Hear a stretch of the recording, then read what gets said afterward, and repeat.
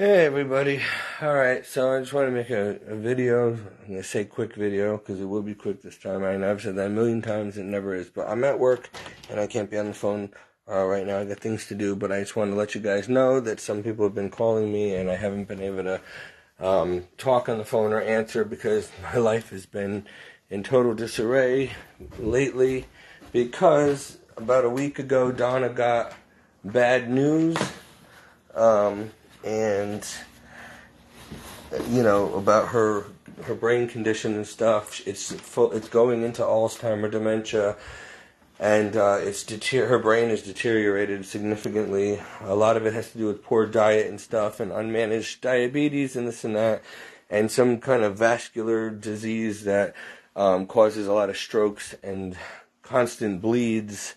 And so she's and she had a lot of falls where she hit her head and this and that, and so she's lucky to be as well as she is, and they said that they don't want her driving anymore because she the part of her brain that she needs to drive is actually gone. And so they don't know how she's doing it.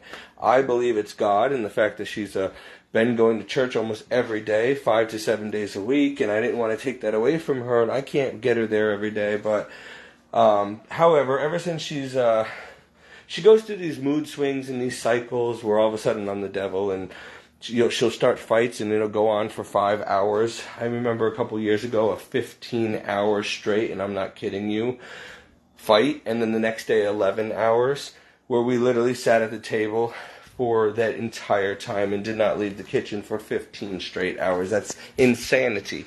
But this is what happens with her. Every once in a while she goes into this bipolar, manic, argumentative, multi-personality disorder mode where it's not even her. It's like she's possessed or something, and there's no controlling her. And it's very hurtful and stressful on me. We got her on better meds. We upped her doses of her bipolar meds or whatever, and that was working for a while. The depression meds, I don't know if it's gabapentin or what it was. I think she's on gabapentin now. And then, she started doing this again to me about 5 days ago, and it's been everyday hell with her. Because she does not like to be restricted. She's upset about the news that she got from the doctor.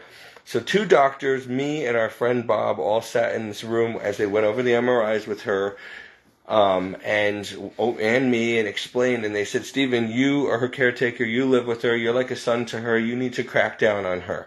Clearly, by you stepping back, she was doing better 4 months ago, but then you step back, you let her start driving again, you let her, handle her own medication times and all that other stuff, and she's gone downhill so fast in 4 months that I can't even believe how bad her brain has gotten in 4 months.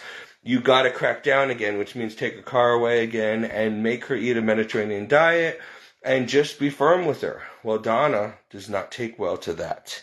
And so I've had to tell her to stop driving, and I've had to, which puts more stress on me because I have to work and I have my own health issues, and Bob is leaving us now. He's going to become a Benedictine in San Diego, and so he was helping me with her, taking her to appointments when I couldn't, and easing the burden so I can work and, tend to other things I have to do. I have other clients and patients to take care of, but now it's all on me.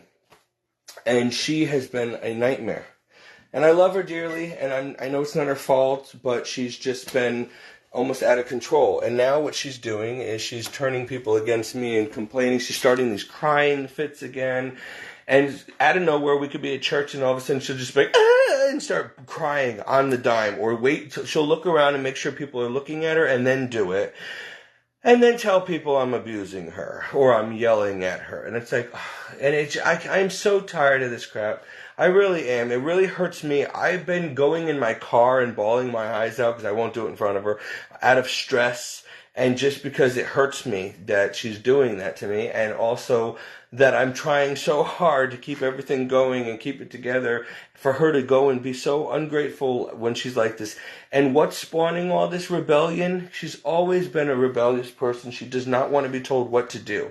And so now that we've had to tell her you cannot have things like pancakes and carbs and bread, like we really have to go on a strict Mediterranean diet now, She doesn't like that idea, so now all of a sudden I'm the devil. And I went and spent so much money and time cooking all these healthy meals and stuff, but she wants to have her ice cream and her carbs and this and that, and it's not going to work, and there's no point in me doing this if you're not going to stick with this meal. Now, the doctor told her neurologist made it very clear.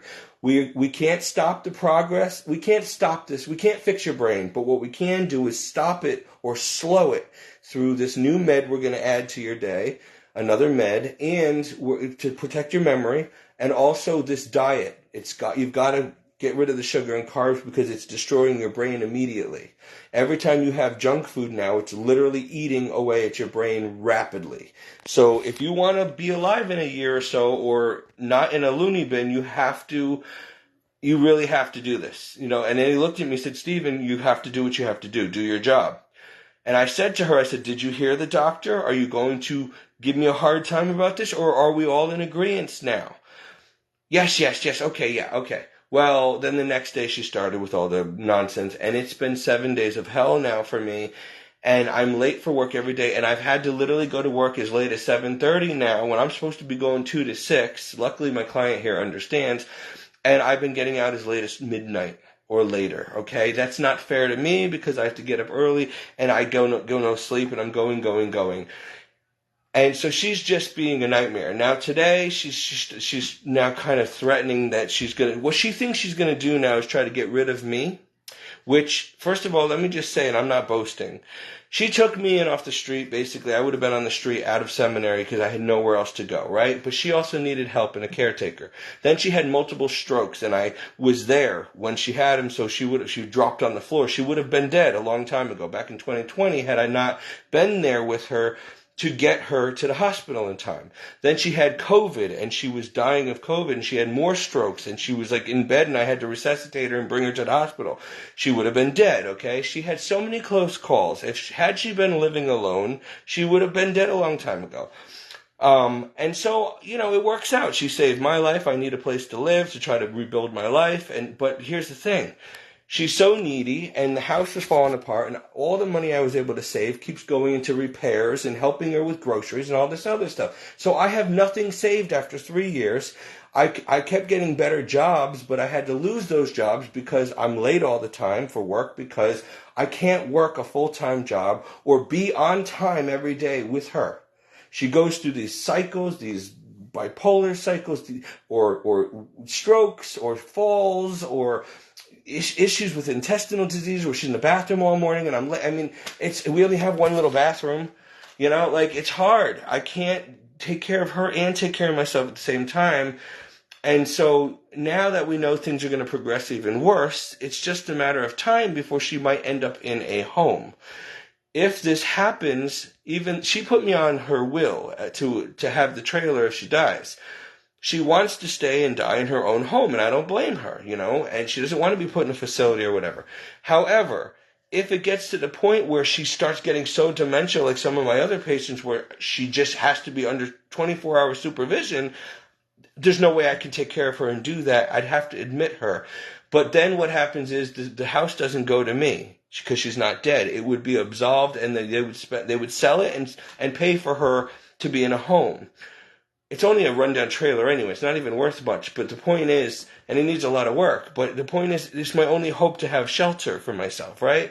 So now if something like that happens, I'm homeless and I have no money, and this whole 3 years of taking care of her was for nothing because I have nowhere to go and no way. I have no credit. I can't get a mortgage, a loan, a car. I can't get a rent. I've tried. Prices are going up. I need this woman. So I'm trying to keep her alive as long as possible, right? And she's destroying my health.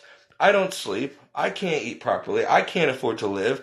I'm late for work all the time. It's really annoying. And now she's starting to just fight with me every day. And all because of a diet restriction. Because you can't have ice cream every day and junk, you're going to put me through hell for hours and hours of kicking, moaning, and screaming over just, you're too hard on me, you're too tough. She pushes buttons and starts fights with me all the time until I snap.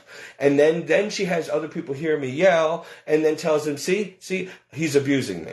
I'm not abusing her, but after 5 hours of someone repeating themselves and nagging and you keep asking the same question and trying to get around the rules, like, what if I do this? No, you can't. What if I do? No, you can't. Well, what if? No, Donna, this is the rule. You have to take your meds and you have to take them with food and you have to eat this kind of food. Well, what about? No. And it just keeps going. And she's just a pain. And all of a sudden she went from this sweet motherly person to all of a sudden and wanting me there and, oh, you're not going to leave me, right? I need you, this and that. I can't live alone. And no, I'm not going to leave you. You know, there's nowhere I can go anyway. To all of a sudden now she's saying, I've been talking to people and I've been telling them what you've been doing to me, and I think that, maybe you need to find somewhere else to live. And I'm like, wait, you're going to put me out on the street after all I've done and over 10 grand I've dumped into this house, which isn't even worth $10,000, and all the money I've spent on you. Are you kidding me? I bought you clothes. I fixed your car. The car technically $4,000. I gave you $4,000 cash a couple years ago. I've dumped 10 grand into this house. And now you're going to try. And why? Why is she turning against me? Because I won't let her drive, and she's not legally allowed to drive anywhere anymore. And so she doesn't like that. And because I won't let her eat whatever junk she wants, and I won't let her drive to the grocery store to go get muffins and food and junk, because it will literally kill her, according to the doctor. So I'm the bad guy for being a good nurse, or not a nurse, but I mean a caretaker, elderly caretaker, and for caring enough about her to try to keep her safe and alive and out of a home. And what does she do? Make me the villain and start all this nonsense and start telling everybody, oh, he yells at me, he's too strict with me, he won't let me do this, but he's making it seem like and she's lying to people. They don't have the medical reports. I do. And it clearly, you could call her doctor and they'll say, this woman probably should already be in a home. If she's not willing to cooperate, then she needs to be forced. We'll put her somewhere in a facility where she will have to eat what they want her to eat, and she will not be able to drive, and she will have no freedoms. So she doesn't realize she's cutting her face off to spite her nose, not the other way around. So by trying to get rid of me now, or making me a villain, and trying to lie and tell people, oh, I'm fine. Don't listen to Steven. He doesn't know he's just over embellishing. I don't have health issues. It's not that bad. Baloney. Lies, lies, lies. And she can't even hide it anymore. I mean, she walks around the house sometimes, doesn't even know where the hell she is, and then she's fine. And you're going to sit there and... This is a problem, because with dementia and Alzheimer's, she's got both, plus her deterioration of the brain, plus the constant bleeding and strokes, frequent strokes, and she's got manic depression and multi-personality disorder. So this person can go from your best friend and your mother to your worst enemy in a flip of a switch. And this is what I've been living with. And not only for the past 3 years that I've been living under the same roof with her since 2020, but I've been taking care of her since she was my next door neighbor in that mobile home park, going back to 2015. And it also cost me another, what was it, it was thousands of dollars, because how we became friends was the meters were swapped. Somehow I was paying for her really high electric bill, and I hadn't even moved into my place yet, and I wasn't using any electricity, just a refrigerator, and my bill was like $30 a month. Hers was $300 and change a month, because even she had all these air conditioners running, all the lights on all day long, TVs on, radios, whatever, thinking that, oh, this is great, I'm only getting charged $30 a month. But no, I was getting her bill, and I kept having to pay. I'm like, wait a minute, something's wrong. So then I went out to the box, and I realized when I shut off the power, she came out and complained, someone shut the power off. I'm like, I shut my power off, but yet mine's still on. So when I shut hers off, mine went off. It took 2 years to get this company, the electric company, to fix this. So meanwhile, I had to pay, and then I got stuck with thousands of dollars in back payments that the person who owned her house before her, she moved in a year before me, never paid their electric bill. So I got stuck with her back payments of electric bill of thousands. I had to go on a budget plan and chip away at it for 2 years until I paid it off. I had to pay off her debts, okay? Now, I was already in trouble financially when I moved into that place because my family, when my dad died, they decided to sell the house out from under me, throw me into a trailer for 20 grand. I only got 20 grand and the house was supposed to be sold for 500,000 and split up between my stepmother and the 3 kids. I got 20 grand and all I can do was buy this rundown, and when I say rundown trailer, it was bad. There was rats. It was infested. It was leaking. The windows were falling out. You can see outside along the floorboards. I mean, it was terrible. The whole place had to be gutted. It collapsed. And I had to live in there for 4 years like that. Okay? It was horrible. I'm trying not to cry, but I don't ever want to have to go through that again. And it was hard. It was really hard. And I was only making $15 an hour. I had a $500 car payment, a $500 rent, plus all the other bills and utilities, and I was sinking. And then I had to take this lady's debt on top of it, okay? It just sank me. I had 2 diabetic dogs. The insulin was astronomical. I was working 2-3 jobs. I was killing me. And then Donna and I become friends. She has nobody. She's not well, right? So she was kind of spacey all the time. And then she hurt her ankle or broke her ankle. So she had no one to help her. So nice neighbor me decides to befriend her, and she's in a wheelchair, so she needed my help. So thus the relationship began. We're in friendship, She was like a mother to me. She would watch the dogs when I was working overtime, and I would take her everywhere, to her doctors, whatever, because she couldn't drive. She had a boot on her leg, and she was in a wheelchair. So being a good Christian and neighbor, I did that for her, and we became friends after that. But then she just got sicker and sicker, so I had to help her more and more, right? And then she would help me pay my bills and let me borrow money when I needed to, and then I'd pay her back. It was back and forth, back and forth. So we helped each other because we were the only 2 Christians in the park, and there was a bunch of drug dealers living around us at the time trying to break into our places and trying to take advantage of her and all this other stuff. So we finally got them out of the park. And, then I went away to seminary. And she was very upset with me because she thought I was abandoning her, but I had to go, that was my dream. I finally had a chance.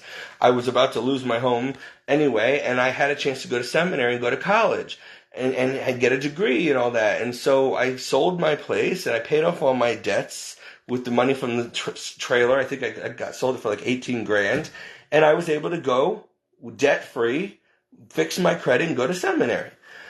That only lasted 6 months. That's a whole nother story of terrible things that happened. I wish I never went.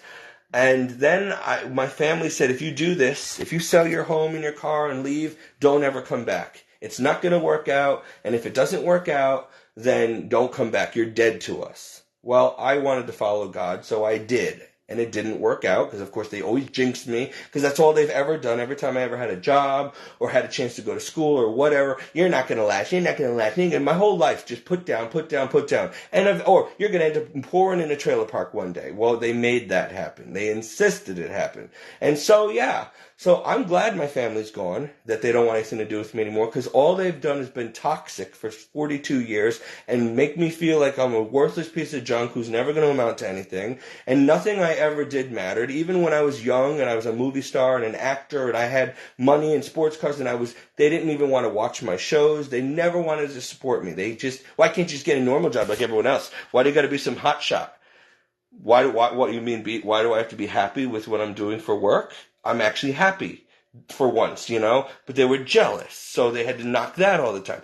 Then I became a Christian, and I realized I couldn't be in that industry anymore because it was satanic, and I left. And then once I started following God, I lost my health, I lost my girlfriend, I lost my father, I lost my dogs, I lost my home, I lost my family, I lost everything. And thus the journey of the cross, the road of the cross began. And so, long story short, here I am now. It's been 3 years almost, and I'm living with Donna. I depend on this because I have no way of getting my home of my own or getting anything, and I can't just abandon this woman because she has no one, so I need to help her. She can't afford help. She can't afford to pay me, so she gives me free room and board, so as long as I can take care of her. And then I work also, I'm at work right now, with other rich clients who I take care of also. And so that's how I make about $800 a month, $200 a week, somewhere around there after taxes. And that's it. It's barely enough to get by. But it just covers my bills and my gas and my groceries. That's it. And my dog food, okay? And so, but the problem is that I've been busy taking care of her. I can't work enough to make enough money for myself. I'll never be able to get on my own 2 feet like this. So she said, I understand that, but I need you, so I'll put you in the will, and if I die, you can have the trailer. At least you'll have a roof over your head, because there's no way for me to get a roof over my head unless somebody does that for me, right? Like, does something like that for me, buys me a home or leaves me money or something. I'm all alone in this world, right? And I'm also trying to have a ministry and everything and continue doing what I promised God, that I would be one of his priests for him. And so it's hard, right? Well, now this woman's deteriorating rapidly. And now she's turning against me and making my life a living hell. I've been so stressed out. My hair's falling out. I haven't slept in days. I still got to work. She's making me late for work 5 days in a row now. And then tonight, before I went to work, she has the audacity to say, we have to talk tomorrow about this living situation because I'm not happy and, maybe you need to go. Knowing I have nowhere else to go, after everything I've done for her and saved her life so many times, got her baptized, got her into the Catholic Church. She was an unbaptized, hellbound heathen. Okay? I mean, this is what you get for being a good Christian, a good person, a good neighbor. People will turn around just like that and slap you in the face like a Judas. And I am done. I am sick of it. And there's nothing I can do. And now it's like I work until midnight every night now because I'm late all the time because of her, because I got to take her to all her appointments and deal with all her BS. And then I got to go to work 7:30 and work until midnight, which is not fair to me.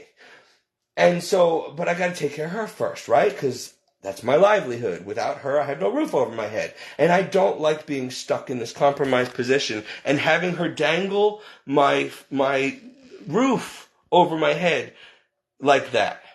And then the other thing I'm mad about is this woman knew, I've been telling her for years, if you don't stop eating all this junk food and being a glutton, you're going to deteriorate, and then you're going to end up in a home, and you're going to put me out on the street also. So if you're not going to take care of yourself, do it for me. And the handicapped daughter that she also supports and who won't work or can't work, doesn't have a license, is a big fat hoarder and she's just a glutton, eating, always calling every week asking for more and more money. I have to drive groceries out to her all the way out in Clinton. I mean, this is ridiculous. And the girl she should be in a home. She's supposed to be in a group home or in some kind of psychiatric institute, but Donna doesn't want to do that. So Donna pays for her to have an apartment out in the middle of the friggin' woods in Clinton, which is really far away, because that's where her daughter wants to live. And so we have to go and take care of her out there on top of it, or I do. And so it's a lot, and it's really getting annoying after all I've done for these people. And now her daughter says she wants the house when her mom dies. That's not fair. She's never done a thing for her mother ever, but actually put her mother into bankruptcy. Never even came to the trailer once. She doesn't even know what the place looks like. And now she's saying, oh, no, I want to sell it and take the money. She's already being left almost $200,000 in her mother's IRA when she dies. I have to be the one to set up the trust for her because I'm the financial person. I'm on Donna's bank accounts. I'm Donna's executor of the will. I'm Donna's power of attorney. Donna put me as everything because I'm the only one that she has. She doesn't have any family, friends, anybody else she can trust to do this. I'm the only one. So I have to bury her. I have to make sure she's buried. She doesn't even have a life insurance policy. I mean, it's all going to come out of her IRA. But right now, Donna's basically living off of like $3,000 a month from her Social Security, and she's got an IRA.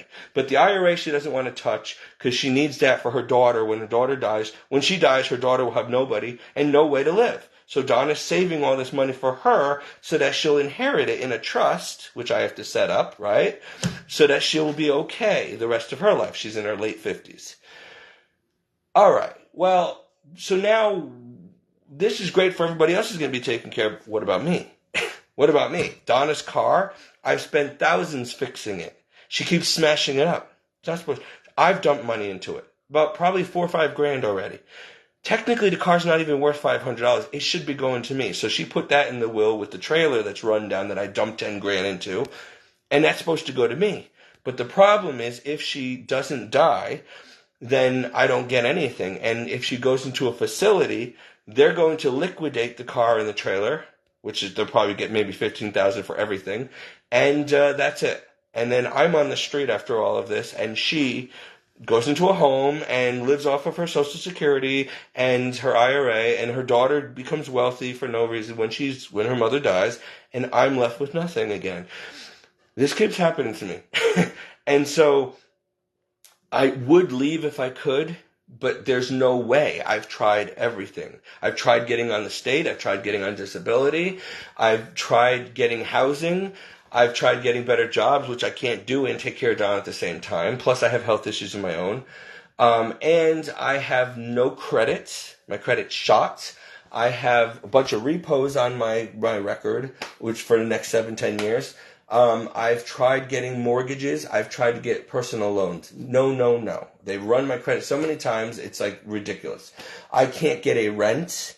And on top of this, guess what? I'm unvaccinated because of medical reason. My doctor still tells me with your problems, it would probably kill you. It's not worth the risk.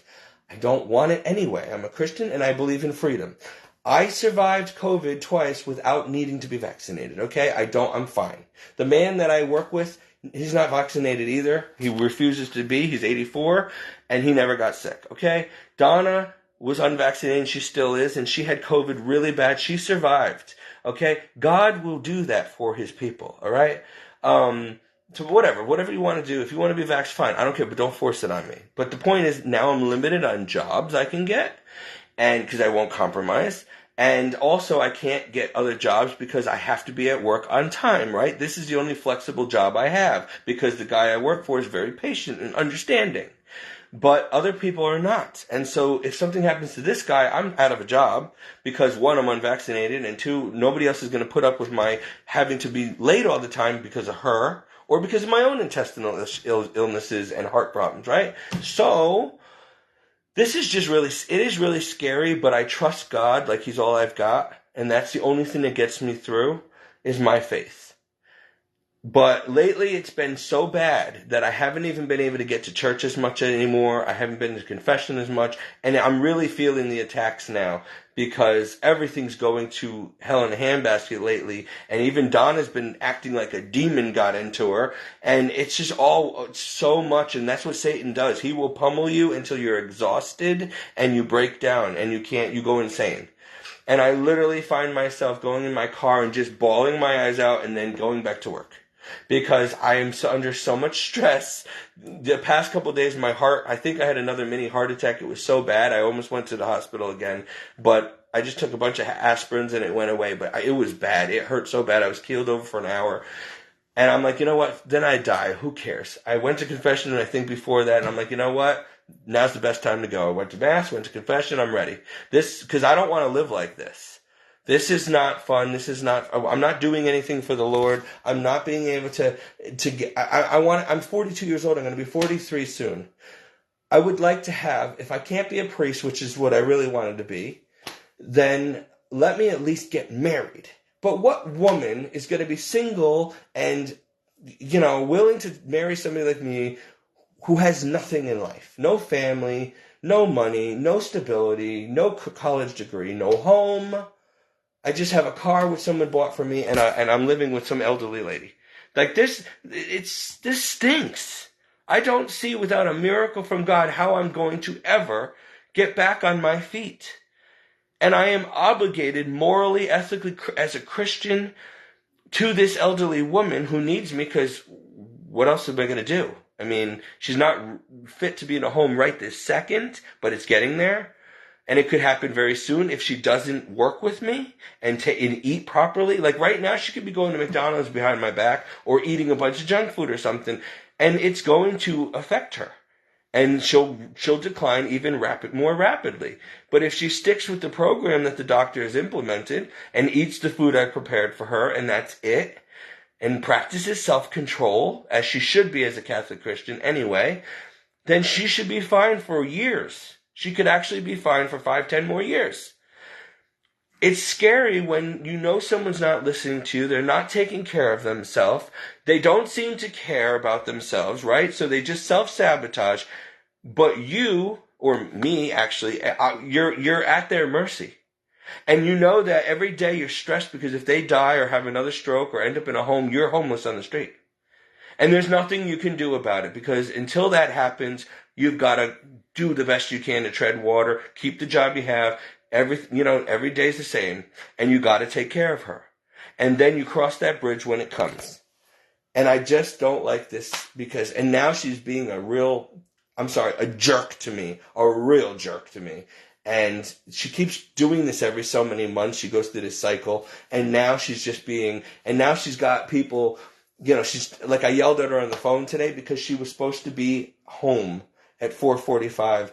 She insisted on taking this thing called My Ride. I said I would find her another way to get to this lung doctor thing she does twice a week. This lungs, whatever it is, some kind of lung class for her breathing, right? And it's only maybe 5 minutes up the road in Brantford, but I couldn't do it and get ready for work and take care of the house and all that. And she had already booked a My Ride, it's called, right? So she had to wait around an hour for My Ride to come, okay? Then they finally come, they bring her. The class starts at 3:15. It gets out at 4:15. She had 2 elderly people that were supposed to be picking her up and bringing her to a church dinner tonight at 4:45. I told her My Ride would not get her back in time, not to take it. The elderly lady was going to pick her up at the lung specialist, which was up the street, to save time. Donna didn't want to listen. She never listens. No, I'll just take the My Ride. I'm telling you, you don't do that.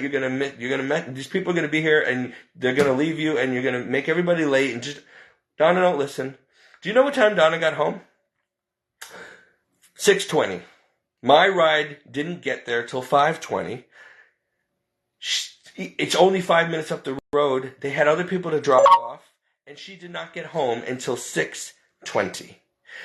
I could not leave the house to go to work until I knew she was safely in the house. It's nighttime.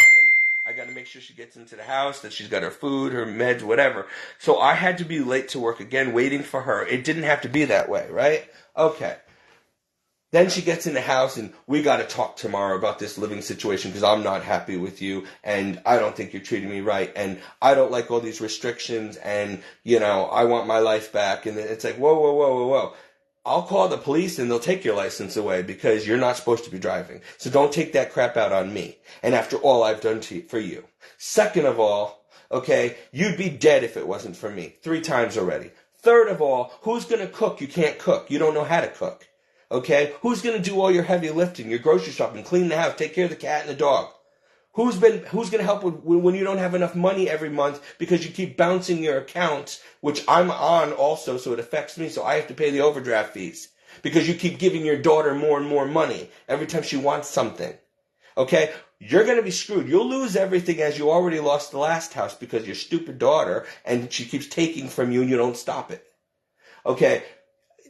I'm so hurt that how quickly somebody, and all because I won't let her drive because she abuses it. She doesn't just drive one place, just to church and back. Oh, no. She's got to go gallivanting. Last time she left at 2 o'clock in the afternoon. I said, please be back before I go to work. I need to know you're okay. I called, she don't answer the phone.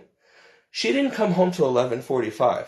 I had to go to work late. I was at work. I had to send the police out looking for her. I called all the hospitals. I didn't know where she was. She was out eating McDonald's, going to Dairy Queen, sitting on whatever she did, gallivanting all over the place apparently, and just didn't answer the phone. So can you imagine the stress it put me on? Because I didn't know if she had gone missing, had another stroke, got lost, had another confusion episode, whatever. So I'm like, that's it. No more car. You don't know how to use, at least tell me where you're going. At least check in with me. So I have to go to work. I have other people to take care of. You can't keep doing, she's so selfish and inconsiderate. She keeps doing this. So finally I had to take the car away because the doctor said in front of her, Stephen, take the keys. She should not be driving anymore. It is not safe. She's going to kill someone. Then they're going to sue and take the whole house.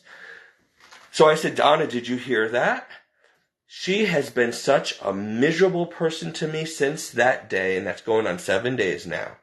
Last Monday we got this report, and now she's pissed and now she's trying to find a way to get me jammed up and tell people that I'm a bad caregiver and it's my fault that she's upset and I'm taking everything away from her and I'm abusive to her and all this stuff because she doesn't want anybody to know she's not well. She somehow thinks she's going to survive in her house without me there, When she's not supposed to be alone, by the way, either. The doctor said that you cannot live alone anymore and you cannot drive. So in her little screwed up mind, she thinks that she's going to somehow pull a fast one on everybody, continue to drive, and continue to live on her own, which she can't. The woman can't even feed herself. Like, this is ridiculous. So I don't know what to do anymore because the social worker wanted to have her put in a home a long time ago. And the only reason we haven't is because if she goes away, I have nowhere to go. So what happens to me? And that's not fair to me. After all the money I've dumped into her and into her house and her car and all the work I've done for free. And I mean, I need something, that's not right. So I'm like, no, Donna, if you want to go into a home, then I'll have no choice. But she said, no, I don't want to go. I used to work at a place like that. You know how it is. I'm like, so did I. And I know you would not be happy there. She's like, no, I want to die in my own bed, in my own home, if that's possible. I'm like, well, I promise you I will do that for you. Even if I come into money, I will make sure I hire someone like me to live with you, okay? I said, but I will not put you in a home. I said, you saved my life. I won't do that to you. I don't want to do that. I've taken care of my father and other people. I'm not going to do that to her. Especially since, and on top of it, if something does happen, I'm screwed. I will have nowhere to go. So what am I supposed to do? Die? Go under a bridge and die? Lose all my stuff and die? Because this whole situation is not good. And so it's kind of like we have each other of a barrel here. But now all of a sudden she's starting to turning on me and making me a monster. And all I'm trying to do is keep her on a healthy diet and keep her from driving and killing herself. And she's so angry and telling people, and crying all the time. And it's just like... And then she'll go and she'll put the phone on speaker. She'll get me riled up and I'll be talking like this or yelling at her because something stupid she did, like not answer all day or whatever. And then she'll have people listening to me. She sets it up so that people hear me yelling at her. Rightfully so. See, people don't see both sides of the coin, both sides of the story. They don't live with her. They don't understand what she does and how much she eats and self-destructs, or how she's not taking her meds properly, or how she'll take 2 days worth of meds in a row by accident, or spill them on the floor and the dog eats them. She hurt the cat the other day. She went to pick the cat up and bring it in the house, and now the cat is dying. She had the cat. She couldn't carry the cat, and so she had the cat too tight under her arm as she's trying to get in the trailer, walk with a cane and a heavy cat. So something happened to the cat. We don't have the money to get it to the vet. The cat's needed to go to a vet for a long time. Her eye is like rotting out of her head. And Donna doesn't ever take any of her pets apparently out of her whole life. She said she's never brought an animal to the vet. She's got the money to do it. She just doesn't want to, And so this poor animal is now, she can't breathe. She's like, she's sitting there like laying with one head up against the TV stand in the house. Like, it's horrible. And I don't know, I just want to take her to have her put down because I could tell she's suffering, but it's not my cat, I can't do that. And I'm like, Donna, the cat needs to go to the vet. Well, no, I'm not spending money, it's going to cost too much. And I'm like, you don't belong having animals if you don't have the ability to pay for them or take care of them. Matter of fact, she's been so forgetful lately. She leaves the doors open in the winter, the heat's going, it costs $700 to get kerosene. Okay, we don't have the money for heat, and she leaves the doors and windows open. I got to keep shutting them. She's forgetting to feed the cat and the dog. So, the dog went 15 hours the other day. I thought she fed him. She never did. Oh, I thought you did. I'm like, I told you, and you said you were doing it. So, it's like, I've been working extra hours. This is ridiculous. So, I have to do everything. I clean up the whole house, make sure everything's done before I go to work. When I come home at midnight, it's a disaster. You'd think 10 people live there. There's stuff all over the place. Dishes piled up. This isn't fair.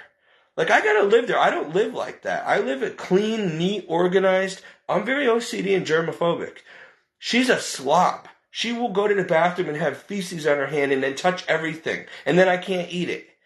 Or I gotta clean everything with Clorox. She's always been that way. And now that she's starting to get even worse. So I'm not trying to slander. I'm just venting because people don't understand what I go through. I don't even have time to shave my face or brush my teeth some days or shower. I still don't have sheets on my bed since July. I just put a blanket down. I'm so tired by the time I get a chance to do my own stuff. I'm living out of laundry bags. I don't even hang my clothes up anymore because I just wash them and then I don't have the energy or time because I always have to put her first and put her clothes away. She wants to change her sheets twice a week. She's got all these blankets. It's just, we don't have a washing machine. She broke it. I just got her that a couple of years ago. It's broken. So now we have to go all the way across town to the laundromat, spend $50 every time, plus gas and time. All my Saturday, my one day off for myself, is always shopping and laundromat and whatever else she needs to do, okay? Plus all week long.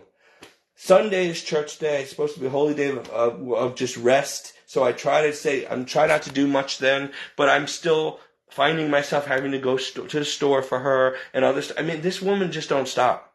She's an all-consuming locust of nonstop attention and need, nag, which is why I gave her keys back a few months ago, because I couldn't take it anymore because Bob was leaving and I can't be bringing her everywhere, and she has a freaking temper tantrum every time she doesn't get what she wants. So if I don't let her just go to the store or whatever she wants to do, then I got to deal with it. And it's not worth it. I'm going to go insane because she just makes you miserable. So I'm like, here, take the keys. Fine, whatever. Just don't hit anything again. Well, she did. She broke the whole side of the car, blamed it on someone else. They were driving too close to her. I had to fix that again. Okay, another $1,400. It's just constant. And now she's proving she can't drive. She keeps hitting stuff. So I took the keys away, but now she wants me to be the one to take her places every single day. And there's no reason to have to go every single day. But she has somehow managed to make appointments every day. Like every day of the week, Monday through Friday, there's 1 or 2 doctor's appointments and lung classes. Oh, and then let's sign up for classes at church. St. Augustine book class and this. And it's like, Donna, I have a life myself. I don't want to have to keep driving you all day long to all these places, and then I got to go to work all night, and then I get no sleep. I got to do it all over. You're burning me out. Like, that's not fair. You've got plenty to do in this house. It looks like winter wonderland in there. We got like 4 Christmas trees. I'd really make it a nice home for her, but she just destroys everything. And she doesn't value anything, you know? She's got plenty of food. She just doesn't like it. She just wants to constantly go. She's always been like that. She can't just sit in silence or rest. She's got to constantly have music playing. She'll have a radio going on the TV and a book and a puzzle all at the same time. And then she just wants, I want to go out. So she goes for a walk. Then I want to go to the store. Why? We already went to the store 3 days in a row. We spent $300. We don't need anything else. Well, I just like to go. Well, I'm sorry, but listen. We don't have time or money anymore to be spending for you to waste gas and time just walking around the store. Well, I like to do stuff. Well, I don't care. I have to do it now. I'm the one that has to bring you, and that's not fair to me. Like, I'm sorry that you still think you're some 16-year-old who just got their license, and now suddenly the whole world opened and they have all this stuff to do. I'm 42. I am busy. I have health. I'm tired. I'm trying to take care of everything. You are 76. You should be slowing down now. You think you're 16, but you're not.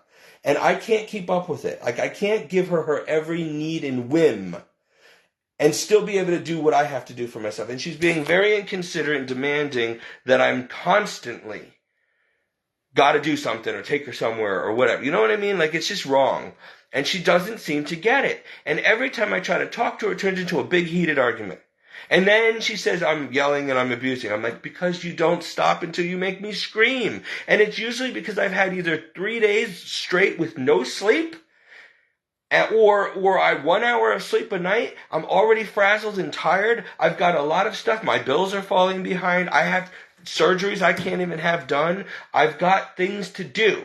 Like, I have to keep canceling my doctor's appointment so I could bring you to yours. It's never enough. Never enough. The woman will have 2 meals or 3 meals back to back. I make her a big meal and she's still eating just to eat. Like, what do you do with someone like that? Like, it's just, so I've been fighting with her saying, listen, and this is for everybody here. This is a chance to teach people something. She's a Catholic Christian now. She used to be Protestant, which was pretty much lukewarm, didn't do anything. Now she's a baptized member of the Catholic Church. And I've been trying to teach her. She's been reading up on the saints. She's been going to classes on St. Augustine. She learns nothing. She goes to church every day, in one ear and out the other. Because I'm like, listen, you can go to church until Jesus returns. Doesn't mean you're going to heaven, because your heart is not surrendered and submissive. You're full of pride. You don't want, no, it's me, me, me. Nobody tells me what to do. I'll do what I want. I'll eat as much as I want. I'm like, you're guilty of gluttony. You got to stop that vice. You're not going to heaven that way. You're destroying the temple of the Holy Spirit because you know the doctor said not to do certain things and you're still doing it and you're destroying your health and you're dying now. You're going to be held accountable for dying prematurely because you destroyed your body. And I read her the passage where it says, if you destroy the temple, I will destroy you. All right? She don't listen. Okay, now she's saying, I'm just going to stop going to church then because you Catholics are too strict. I'm like, you know what? Then you can go to hell then. I don't know what to tell you. You do that, you're done. Like, that's your own choice. I'm not going to force you, and neither is God. But that would be really stupid at this point. I said, so basically I said, Donna, if you can't go on a diet, okay? All I'm asking you is, all the doctor's asking you is to not eat 3 things that you like. 3 things. You've eaten them for 76 years. You can't stop eating 3 particular foods for the rest of your life, or at least for a while, without all this kicking, screaming, whatever. Then you're not going to be able to obey the commandments. Because as a Christian, we're supposed to fast. We're supposed to do without stuff. We're supposed to try to die to self, die to the flesh, control the flesh, and grow in the spirit. How are you going to pick up your cross or be willing to shed your blood for Christ if that's what it takes, if you can't even give up bagels? Seriously. And this is or ice cream. Like, I mean, I'm going through hell with you for 7 days because you don't like your diet? Or you don't like the fact that you had to give up your car? Are you insane? Like, if you can't handle little mortifications like that for your own good, you're not going to obey Christ, which she doesn't. And we've been going through all the commandments and breaking them down. And I'm doing a series right now about literally the examine of conscience. And I'm finding out that I thought I was doing pretty good, but I am in violation. I got to go tomorrow morning now because I keep trying to go, but something keeps coming up. I got to go tomorrow, and I've got a ton of things I have to confess that I didn't realize because, and I'm not being scrupulous, they're legit. It's just that you don't just say, okay, thou shalt not kill, I didn't kill anybody. No, there's 19 ways in this particular examine of conscience that you are violating that commandment. Hating people, resentment, unforgiveness, whatever. There was a whole bunch of stuff, and I was guilty of almost all of them. So now I have to go and confess that. Because I don't want to go to hell or burn in purgatory for 1,000,000 years because of something I didn't realize. And I'm receiving Jesus like that, not realizing I'm not worthy to receive him. And I'm thinking I am. Okay, and that's only one of the commandments. I realized going through this how in trouble I am. And I didn't know. I really didn't even know until I really had time to sit and go through this examine of conscience. Okay? And I'm teaching her and other people the same thing. And now she's like, oh, well, this is too hard. I'm like, okay, well, that's what they said, the 5,000 who left Jesus during his Sermon on the Mount. Oh, it was too hard. We're not going to do that. You're asking too much. Well, hey, listen to, what did the disciples say? Jesus said, are you going to leave me too? And they said, Lord, you're the way, the truth, and the life. There's no way to the Father but to you. So if we leave you, we're going to go to hell, basically. Like, where are we going to go? That would be stupid. That would be suicide. Of course we're not going to leave you. You're God. You're the only way to heaven. We want to go to heaven. We're going to have to do what you say. All right. That's why he said, if you love me, you'll obey me. People, God's not asking you for your opinion. I'm not, people say I'm too strict. I'm too rigid. I'm just telling you what God's doing with me, dealing with me and teaching me. And it's in the Bible. He's not joking and he means what he said. So if you think he's too rigid, you take it up with him. I don't advise you to do that, but go ahead. Because I'm just the messenger. All right? And I got to follow the rules too. And I'm not doing a good job either, I got to be honest. And I apologize for that. And I better get this right because I'm going to go to hell. So this isn't an option. He didn't say, if you feel like it or if you agree with it. No, he said, if you love me, you'll obey me. He said, do not rely on your own reasoning and understanding. My ways are not your ways. My thoughts are not your thoughts. Basically, do as I say. I don't need to explain myself to you. I've done enough. Okay, I've proven myself. I've come down here. I died. I was filleted alive and tacked to a cross for you. I raised from the dead. I'm not doing it anymore. I didn't even need to do that. I could have destroyed you. But because I'm a loving, merciful God before a just God, I did this for you. Now, all I ask of you are simple, just obey me. I'm not going to ask you to do anything that's unreasonable or not for your own good. There are reasons, and you'll figure it out when you get up here, but you're going to have to trust me. That requires faith. If you love me and you want to go to heaven, obey. That's it. But we got to find every excuse in the book not to do that. Well, yeah, because listen, people, this is the point. If you're going to obey Christ properly, there's no way no way you can actually be worldly at the same time. You just cannot keep up with the Joneses and continue living the way you did while you're following Christ. It doesn't work. You can't. You can't serve both yourself and God. You can't serve Mammon and Christ. You're going to hate one and love the other. There's no way you can do both. Can you walk on two roads at the same time? Especially, okay, the road to heaven's going to the right. The road to hell's going to the left. Eventually, they're going to get further and further away. Your legs don't spread that fast. You must be 2 feet on this road or 2 feet on that road. You can't be in between. You're not going to straddle the fence. There's no in between. You're going to choose one or the other. So God says not to be lukewarm. You're trying to get away from some gray area and straddle the fence and have one foot in the world and one, it doesn't work. You can't do it. And there's a reason for that. I'm not saying you can't have nice things or comfort or enjoy this world. That's not what I'm saying. You're going to have to do it differently. Okay, there's a lot of things that are off limits to Christians. You're darn right. And for good. And you know what? None of those are important. You can do without sex and promiscuity. You can do without over drinking and overeating. You can do without sleeping around or committing adultery or murder or committing abortion or being gay. Yes, you'll survive. I promise you'll survive. It's not that hard, really. There's a lot of things that this world is pushing that you don't need and that God says not to do. If Jesus won't do it, you don't do it. That's simple as that. So if there's ever a question in your mind, can I do this or is it permissible? Do you know who Jesus is? Do you know what he expects? Do you know that he's perfect and holy? Well, if he won't do it, you shouldn't be doing it. If he wouldn't go there, you don't go there. Can you imagine Jesus smoking weed or going to a bar and getting drunk and drunk driving? No. Then why are you doing it? Do you think Jesus is going to go to a strip club? No. So why are you going? Is he going to look at pornography or commit sodomy, homosexuality? No. So then you don't do it.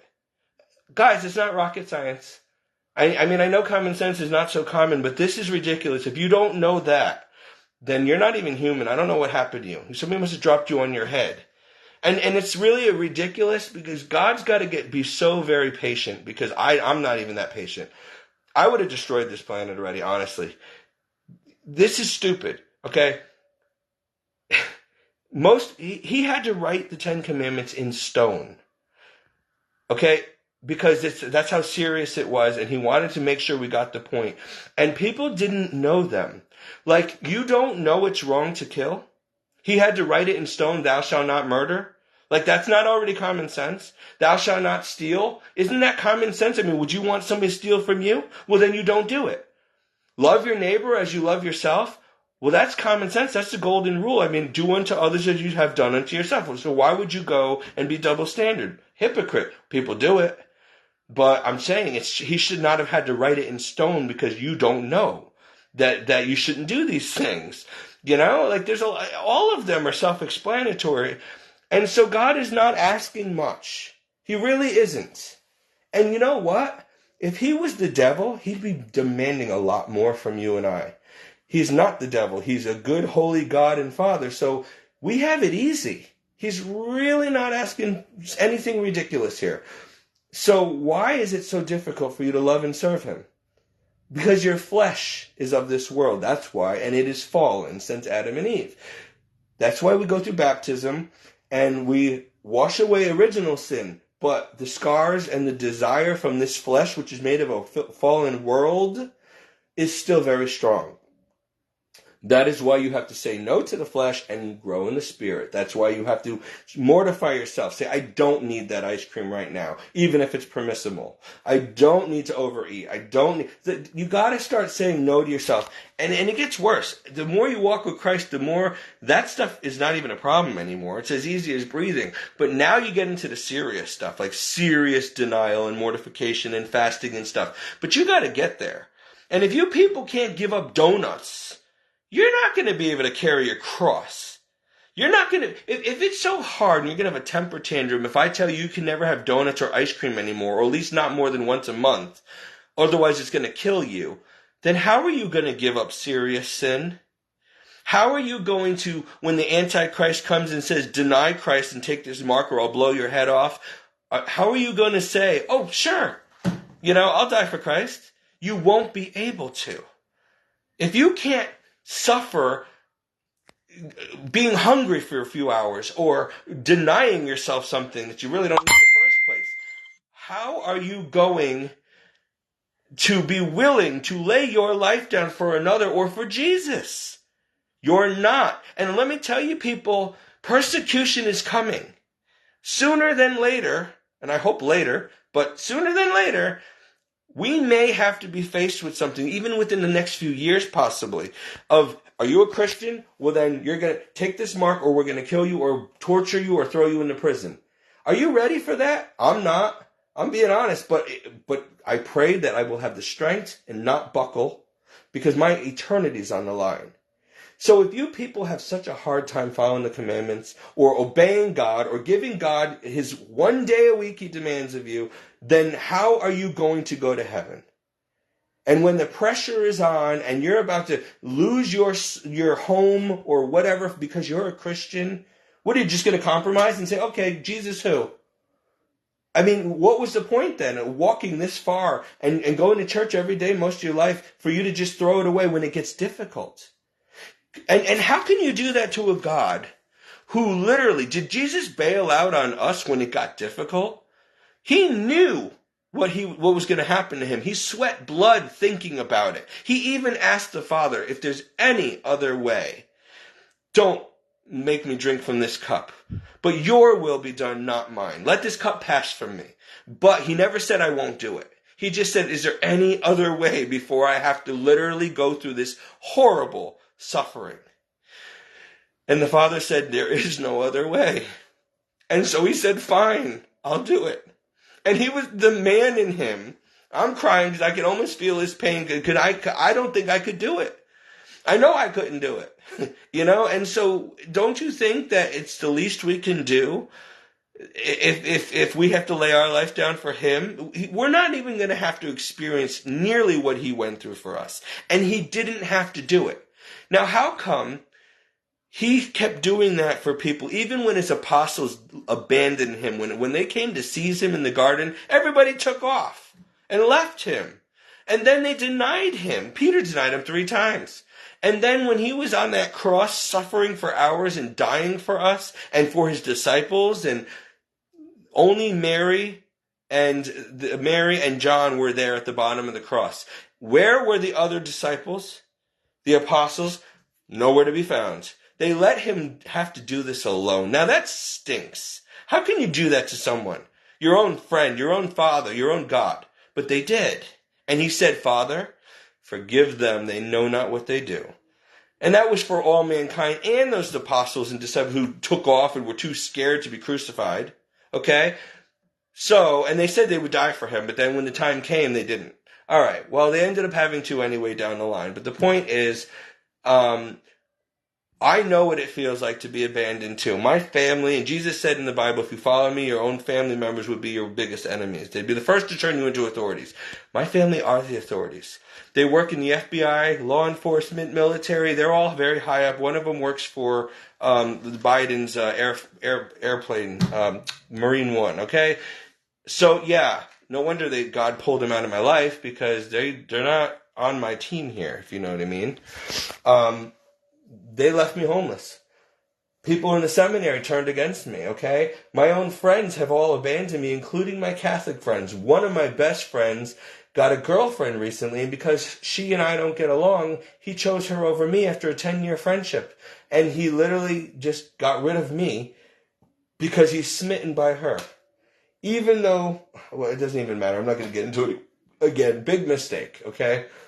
And if it doesn't work out, and I hope it does, I hope they get married and have kids and live happily ever after, but if it doesn't work out, he sacrificed one love for another.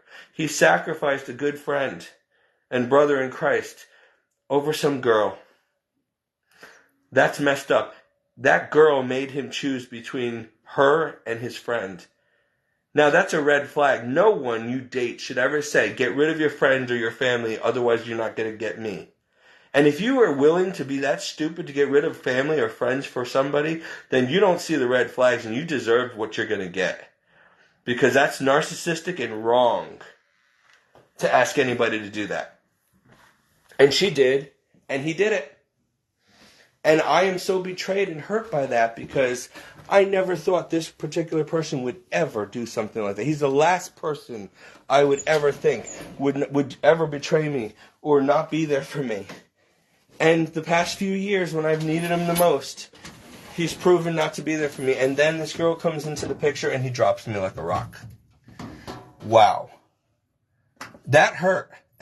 And after he knows my family already dropped me, and all my friends everybody's gone, and now all I have left is Donna, who I take care of, and she's turning on me now. Like, my life is dangling in the line here. Without her, I'll be homeless on the street.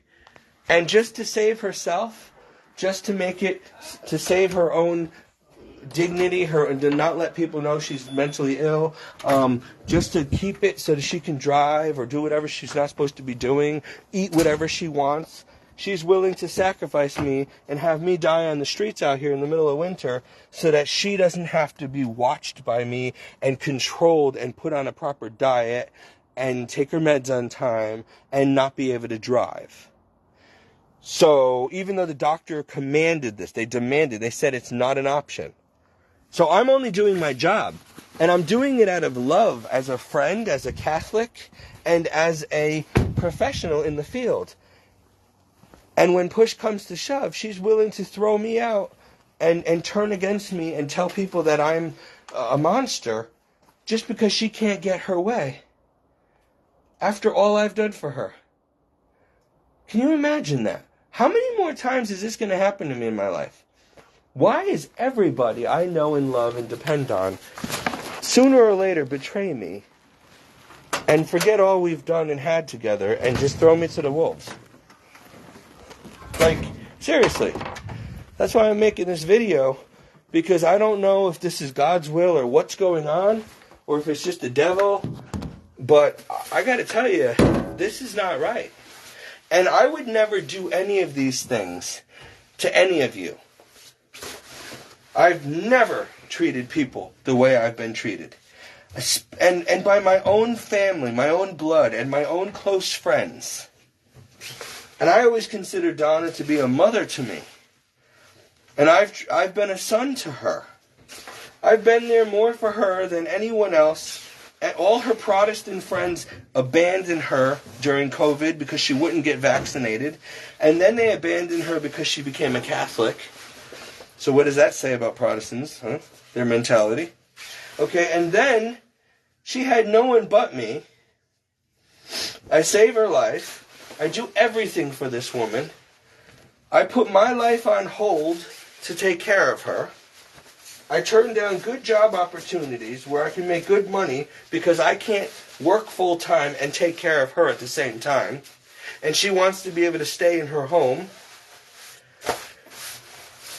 And now she's turning against me, and because she got a death sentence basically from the doctor, and he's putting her on a serious restriction from driving and from eating certain things, and I'm the only one who can enforce it because I'm the only one that lives with her and takes care of her. So she's turning against me, giving me a very miserable hard time every day, fighting and screaming and saying hurtful things. And then, now she's trying to get me, it seems, behind my back, removed. Thrown out. And she's ruining my reputation by making people or telling people I'm a bad caregiver or I'm abusive. When I'm not. And you know that, and God knows that. I know that, she knows that. So, I'm at my wit's end. Like, I don't know how much more I can take. I actually sat there and literally thought about suicide the other night because I don't want to die in the street. And I don't need this, and I feel so hurt and betrayed. I mean, she's all I've got left, and she's like my mother to me. I consider her family. And she's doing this to me. You know, like, the nerve. And Every time you think someone loves you, every time you think you can trust someone, they throw you to the wolves. What is wrong with humanity? And this is a Christian woman, okay? A Catholic, fellow Catholic Christian. And it's not just her. So I say to you, church, even if there's 400 parishioners in those pews on Sunday, how many of us are true Catholic Christians, are truly being saved? You need to ask yourself that. Are you one of the few? Because not all of those people are going to heaven. There's no way. God makes that clear. He wants them to, but they got to do what they got to do. They got to obey Him. So now I'm seeing that as time is coming to a close here, we are in the end times, I'm seeing people betraying each other. I'm seeing the devil's finest hour here, and he's even destroying friendships, families, and even Christian relationships now. You can't trust anybody. It's terrible. I thought that I could at least count on my fellow Catholics to be there for me. Not even them. I am all alone down here most of the time. I really feel all alone, unappreciated, worthless, wasting my life, and I don't know what's going to happen to me because, like I said, if Donna dies because she's not taking care of herself, or if she has me kicked out or something so that people don't realize that she's not well, then I end up, all this was for nothing, and I end up dying on the street in the middle of winter, losing all my belongings, dying on the street, and for what? What was this for? Why did I move in with her, save her life, take care of her for 3 years just to end up with nothing? You know, it's not fair. It's not right. I didn't sign up for this. I don't know what I did to deserve this, and I'm getting sick of it. And the worst part of it is that I love her as like a mother, as a friend, and everybody I have loved, and I deeply love people, have all left me or betrayed me. And you would think it must be something I'm doing. But I don't have time to do anything. Like, I'm not doing anything to deserve it. I'm literally busy. I'm too busy to get into trouble. I do the same thing every day. Pray, work hard, take care of people, go to bed if I can, do it all over again. Like, this is my life for many years now. So what gives? And don't call yourself a Christian or a Catholic Christian or a friend to me if that's what you're going to do to me. If you're not going to be there when I need you, if you're going to throw me to the streets or to the wolves, or just take until I can give no more and then leave me, and never give back, and leave me when I need you, you are not a friend, and you are not a family member, and you are definitely no disciple or child of the Lord Jesus Christ. You are no Christian.